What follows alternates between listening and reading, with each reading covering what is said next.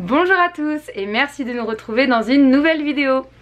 Alors aujourd'hui c'est lundi et on est 2 jours avant le départ, on part mercredi matin du Airbnb et du coup c'est ménage, rangement, valise, donc hyper passionnant. Alors je sais pas du tout comment va se passer la journée, ce que je vais bien pouvoir vous raconter, mais là je suis en train de plier mon linge et comme je suis tombée sur cette marinière, je me suis dit que j'allais vous parler un petit peu de nos choix au niveau des vêtements. Pourquoi? Parce que ça tient en 2 mots qui sont simples mais en même temps importants pour nous. Le premier c'est véganisme et le deuxième c'est seconde main. Donc voilà à peu près les 2 critères qu'on essaye de respecter au maximum quand on choisit nos vêtements. Je vous ai dit, hein, j'ai du linge à plier, donc voilà, hein, le cadre et le fond, le background il est super élaboré hein, pour aujourd'hui.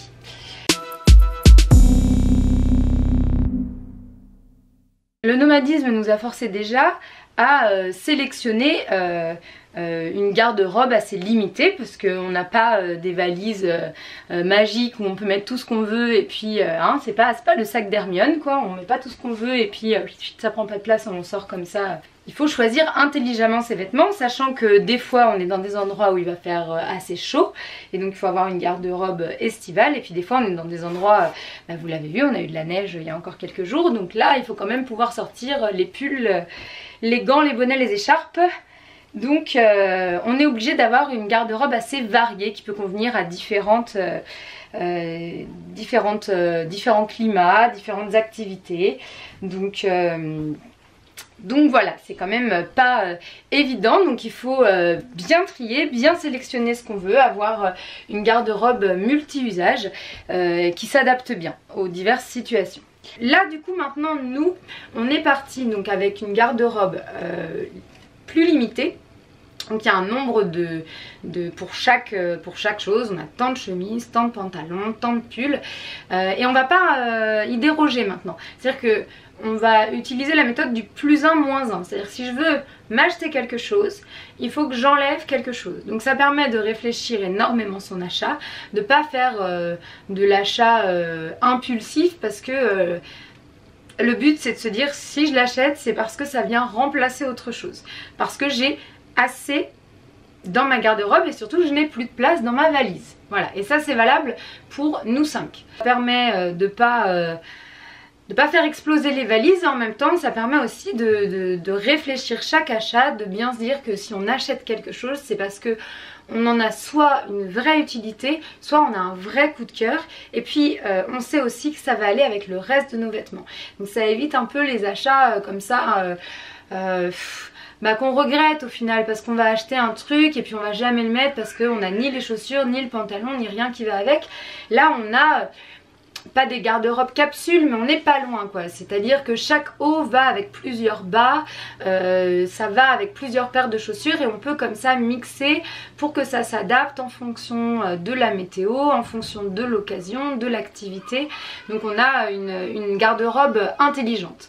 Bon là pour l'instant c'est pas hyper dur, moi par exemple je me suis acheté 2 pulls, j'avais déjà en tête les 2 pulls que je voulais remplacer parce que mes pulls ils étaient vraiment en fin de vie là, donc j'avais pas trop le choix, fallait vraiment que je trouve des remplaçants.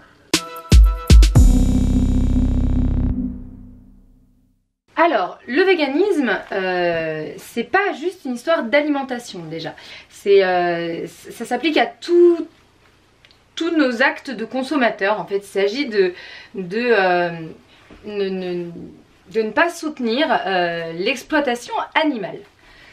Donc l'exploitation animale c'est pas juste ça se passe pas juste dans l'assiette, ça se passe à tous les autres niveaux. Ça se passe au niveau du divertissement, c'est pour ça qu'on ne va pas dans les zoos, c'est pour ça qu'on ne va pas dans les aquariums, c'est pour ça qu'on ne fait pas de sorties qui exploitent les animaux, les cirques, les spectacles animaliers, toutes ces choses là. Même à la limite les fermes où il y a des animaux qu'on peut caresser mais voilà, qui sont là pour ça, quoi. Ils sont pas là pour être sauvés comme on vous l'a montré à Poplar Spring, ils sont juste là pour divertir les gens. Voilà, on n'en fait pas, on ne fait plus d'équitation non plus, voilà, tout ce qui est lié à l'exploitation animale, on n'y participe plus et on ne soutient plus ces activités-là avec notre porte-monnaie. Donc forcément on fait aussi très attention à ce qu'on achète au niveau produits de beauté, d'entretien, d'hygiène. Il y a beaucoup de produits qui sont testés sur les animaux ou qui ont des ingrédients animaliers. Donc ceux-là on ne les achète plus. On fait vraiment attention à ce que les produits ne soient pas testés sur les animaux et ne contiennent pas, voilà, souvent on peut retrouver de la graisse animale, on peut retrouver du lait animal aussi, on peut retrouver du miel, donc toutes ces choses là, ça ne fait plus partie de notre panier de consommateurs. Et donc forcément, ça, le véganisme s'applique aussi aux vêtements. Donc on ne prend pas de vêtements où il y a pu avoir, où il y a de la laine dedans. On ne prend pas non plus de soie, de cuir. De fourrure hein, forcément, de poils et ça c'est très traître hein, parce que on croit souvent que la fourrure c'est le manteau en fourrure, et bien non, parce qu'en fait la fourrure synthétique c'est pas forcément facile à produire. Et bien souvent les petits froufrous qu'on a sur des doudounes par exemple, le tour de la capuche, le petit pompon sur le porte-clés, ça va être bien souvent de la vraie fourrure, voire de l'angora, à savoir que l'angora par exemple pour les lapins angora, on leur arrache les poils alors qu'ils sont conscients, c'est très douloureux pour eux. Donc voilà, tout ce qui fait un peu angora, fourrure, tout ça, on voudrait bien croire que c'est du synthétique tout le temps, malheureusement ça ne l'est pas systématiquement.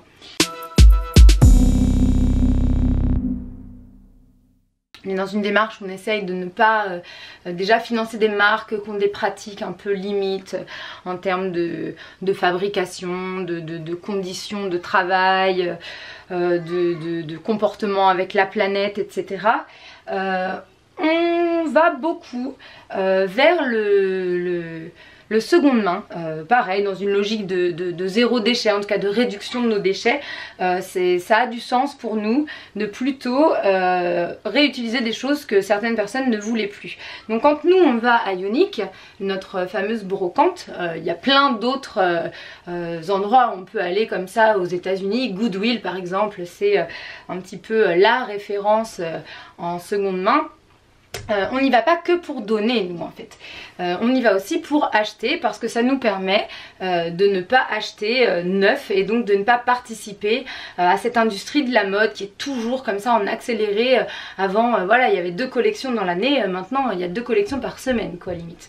Donc voilà, nous ça nous permet de pas du tout, très peu participer à ça. On va encore un tout petit peu acheter des choses neuves, mais c'est très rare. Bien souvent c'est pour des occasions particulières, mais pour la vie de tous les jours, autant que possible on va plutôt acheter de l'occasion. Les vêtements seconde main de toute façon c'est quelque chose que je fais depuis un moment. J'ai commencé à la naissance de Meryl, enfin un petit peu avant en fait, quand j'ai fait son trousseau. La plupart, une bonne partie de ces vêtements, je les avais achetés d'occasion. Il n'y a que pour les chaussures pour les petits que je fais attention. Même Meryl maintenant, si elle est à l'aise dans les chaussures, bon voilà, je vais pas trop faire la difficile. Par contre c'est vrai encore que pour Arlan qui apprend à marcher, pour Layton qui est encore assez petit et donc il n'est pas encore hyper sûr dans ses mouvements quand il court, etc. Là bon, on continue à prendre du neuf. Et puis pareil, par exemple si on a un événement familial, un dîner un peu important ou quoi, si on trouve pas de chaussures qui conviennent ou une tenue qui convient, ça on va l'acheter neuf. Voilà, un mariage on va acheter neuf. Sauf si on trouve d'occasion, il y a des fois on tombe sur des trucs de fou hein, donc voilà. Mais au maximum on essaye de prendre d'occasion. Ça maintenant c'est quelque chose qui est bien ancré dans nos habitudes. On a une part vraiment très limitée de vêtements neufs. On en achète vraiment très peu. Après bon, on en reçoit un petit peu en cadeau, donc ça bien sûr on les prend. Mais voilà, et en même temps, moi si on m'offre des vêtements d'occasion, j'ai pas du tout de problème avec ça. C'est-à-dire que ce que je trouve moi d'occasion, c'est tellement de bonne qualité. Pour vous donner un exemple, là, le pull que je porte sur moi, je l'ai acheté samedi. Je l'ai eu à 6 $. Voilà, 6 $. Vraiment il est en super état, il est hyper doux en plus, je me sens très très bien dedans. Je l'ai choisi avec Meryl en plus parce que elle voulait absolument que je prenne quelque chose de rose. On était que entre filles, les garçons, les petites dormaient dans la voiture, donc Alban du coup est resté tranquillement avec eux dans la voiture sur une bonne partie de la session shopping. Et donc on s'est fait notre petite sortie comme ça après Poplar Spring à Unique. Et voilà, j'étais avec Meryl et Meryl me montrait que des trucs roses. Et alors moi le rose ça me va pas forcément, et puis c'est pas une couleur vers laquelle je vais aller. Et du coup dans ce petit pull il y a des petits comment dire, des petits bouts de laine un petit peu rose, orangé, violet. Hop. Voilà. Et du coup voilà, on a trouvé notre petit compromis mère-fille. Moi j'ai une couleur qui me plaît bien, un bleu comme ça un peu foncé, et puis elle a une maman qui porte un peu du rose. Voilà, donc c'était parfait. Là je suis hyper contente parce qu'on va pouvoir aussi en voyageant en trouver des différents, et c'est génial parce que chaque thrift store aussi a un peu son ambiance, son organisation. Moi je me rappelle qu'il y en avait un que j'adorais à San Francisco. Il était dans le quartier de Mission et il était sur 2 étages, vraiment immense, et j'ai trouvé des trucs de fou là-bas. J'ai trouvé mes manteaux par exemple d'hiver là-bas quand on est arrivé à San Francisco. J'en avais besoin parce qu'on arrivait de Singapour, donc j'avais plus de manteau. Et là bon il fallait quand même hein. La Californie il fait pas méga froid, mais il y a quand même des mois où il fait un peu plus frisquet. Et ben j'avais trouvé deux longs manteaux assez chouettes. Je me rappelle à 12,50 $ chaque, et j'avais regardé ensuite leur prix neuf, ils étaient à plus de 150 $, donc c'était quand même des bonnes trouvailles, et j'étais bien contente. Donc c'est vrai qu'en France je faisais plutôt pour Meryl. Je trouvais ça assez facile en fait avec Le Bon Coin de trouver des bonnes occasions comme ça.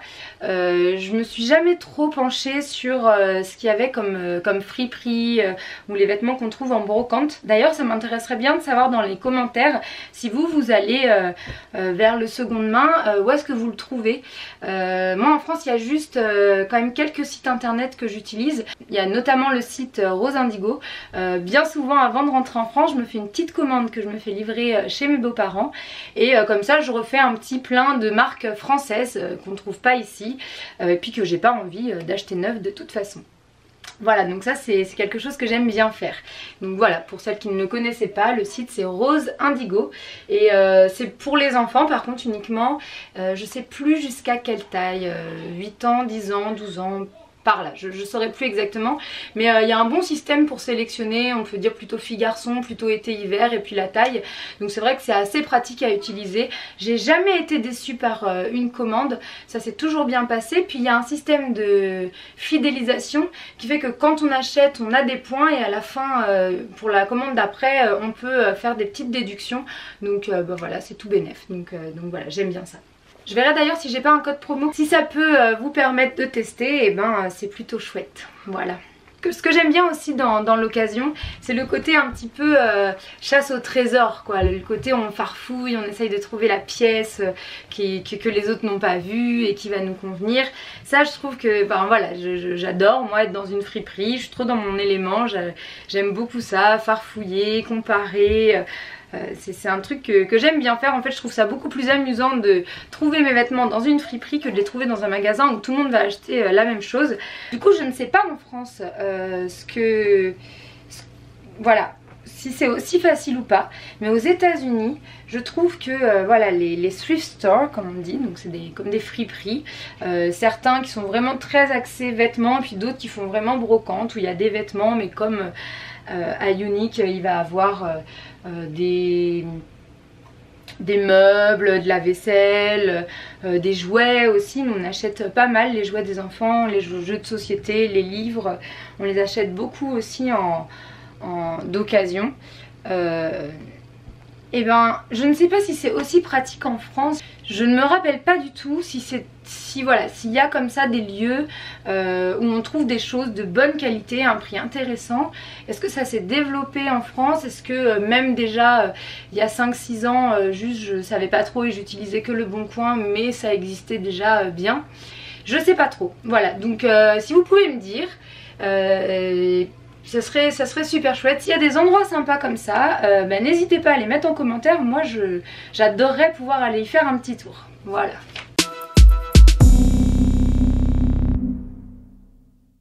Alors c'est vrai que pour Alban c'est un petit peu plus compliqué de trouver, notamment pour les vêtements de travail. Autant pour tout ce qui est vêtements de tous les jours, pour le week-end, il trouve très bien d'occasion. Par contre, c'est vrai que quand il doit trouver des chemises assez habillées pour pouvoir aller travailler, parce qu'il a un poste qui lui demande quand même d'être habillé d'une certaine manière, des chaussures un peu de ville quoi, des chaussures un peu qui vont avec les costumes, tout ça, là d'occasion il est quand même limité. On trouve pas trop dans les...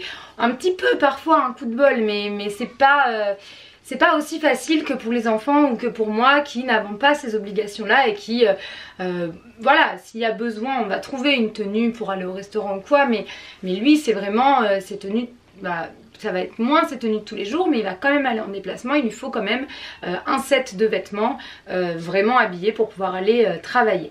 Donc, du coup, de pouvoir comme ça aussi faire des économies sur le budget vêtements, habillement et chaussures, bah ça nous permet ensuite de nous tourner vers des marques qui vont être plus éthiques, qui vont être véganes, qui vont respecter nos critères, nos engagements, nos convictions.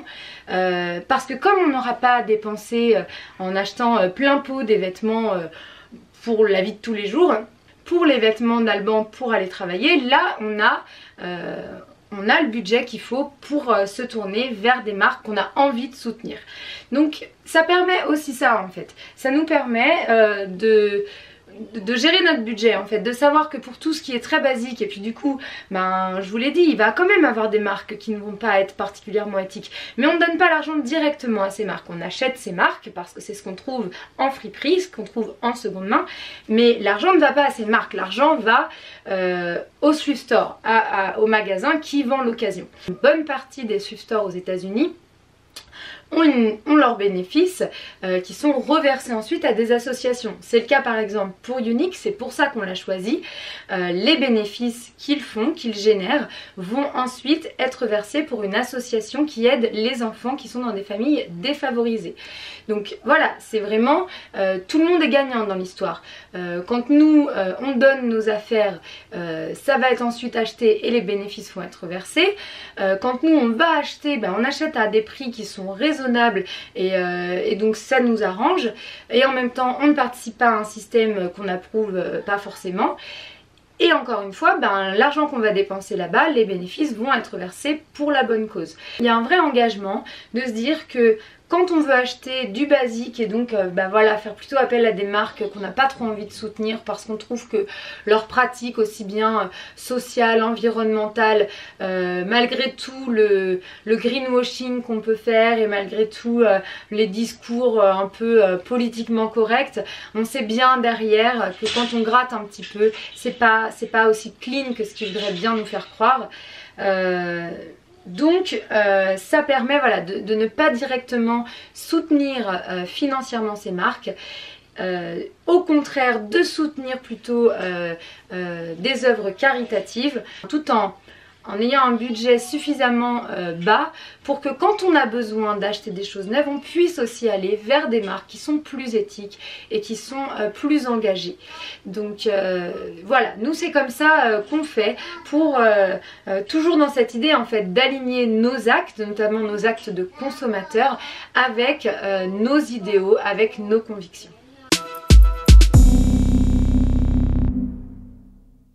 Ça me fait acheter des marques que je connais pas. Il va y avoir pas mal de petits trucs de créateurs, des petites marques, des petites collections. Donc ça c'est vraiment ce que je préfère acheter. Après bon, pour les enfants, on va pas se mentir, je trouve aussi beaucoup, notamment quand je veux des pièces très classiques quoi, un jean, une chemise. Là je vais quand même trouver souvent les marques qu'on trouve beaucoup aux États-Unis comme Carter's, comme Levi's, comme Children's Place. Voilà, après ça peut être des collections un peu passées.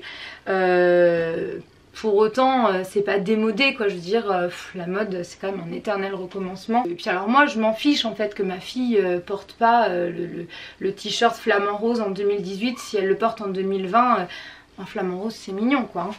Donc c'est pas très grave.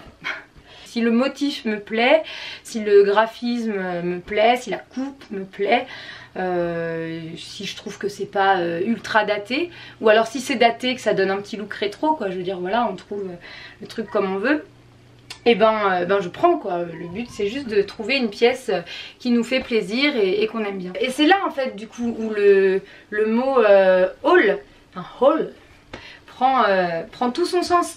Haul en fait c'est la bonne prise quoi.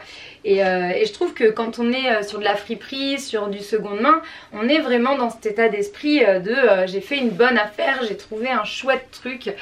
Haul dans un magasin qui est très connu avec une grande diffusion, ça a un petit peu moins de sens à mon avis, parce que au final que la personne va avoir trouvé en haul, la voisine va le trouver aussi, et puis voilà quoi. Donc que là voilà, on est vraiment dans cet esprit là de la bonne prise, de la bonne trouvaille qu'on est allé chercher, et ça je trouve ça vraiment vraiment super chouette quoi. Voilà, donc ça me plaît bien, et donc j'avais envie de partager ça avec vous.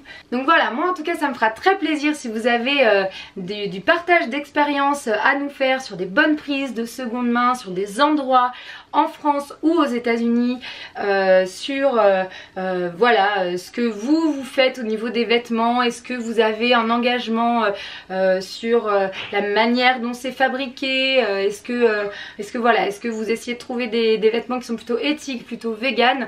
N'hésitez pas à partager tout ça avec nous dans les commentaires.